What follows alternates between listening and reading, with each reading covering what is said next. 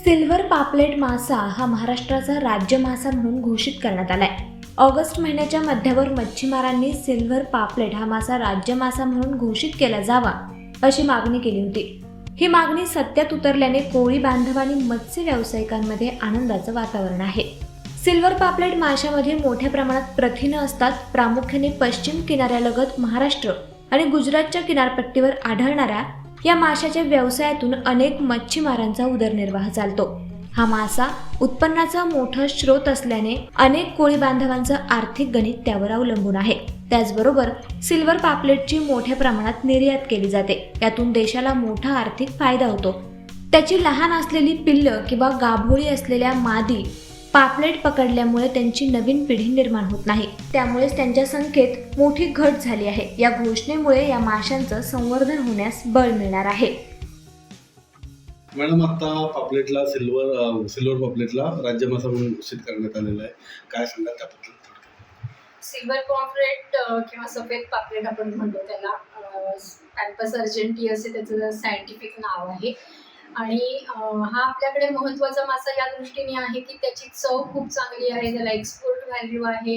आणि हरणे, पालघर याच्यामध्ये तो मोठ्या प्रमाणामध्ये, पालघरमध्ये विशेष मोठ्या प्रमाणामध्ये पकडला जातो। ॲक्च्युली तर आपण जर बघितलं तर गेले काही वर्षापासून या पापलेट माशाचं जे प्रमाण आहे, मोठ्या साईजचा पापलेट, तर ते घटत चाललेलं आहे। आणि त्याच्याऐवजी आपल्याला छोटे बिस्किट पापलेट किंवा अगदी तळहाताच्या आकाराचे, त्यापेक्षाही छोट्या आकाराचे पापलेट आपल्याला बाजारामध्ये मिळतात बघायला। तर ह्या दोन्ही गोष्टींचा जर विचार केला तर असं लक्षात येतं की जे मोठे प्रजननक्षम पापलेट होते तर त्याची संख्या आता घटत चाललेली आहे। आणि त्याच्याच बरोबर आपण मासे पकडतोय ते त्यांची पिल्लं किंवा ज्युवेनाइल्स पकडतोय। हा मासा तसा खोल समुद्रात सापडणारा मासा आहे। आणि ज्या वेळेला आपण ह्या पद्धतीने मासेमारी जर केली किंवा त्याची छोटी पिल्लंही काढून घेतली तर कालांतराने असं होईल की हा मासा मिळणार नाही।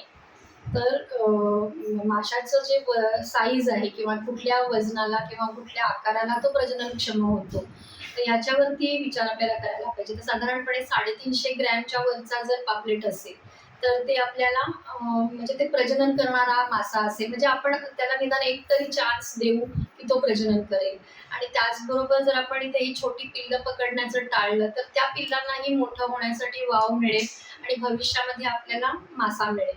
तर हे सगळं लक्षात घेऊन म्हणजे आपण त्याचं संवर्धन कसं करता येईल, संरक्षण कसं करता येईल, त्याचबरोबर हा आपल्याकडचा महत्त्वाचा मासा आहे, तर ह्या सगळ्या गोष्टी लक्षात घेऊन आपण त्याला आता राज्य माशाचा दर्जा दिलेला आहे।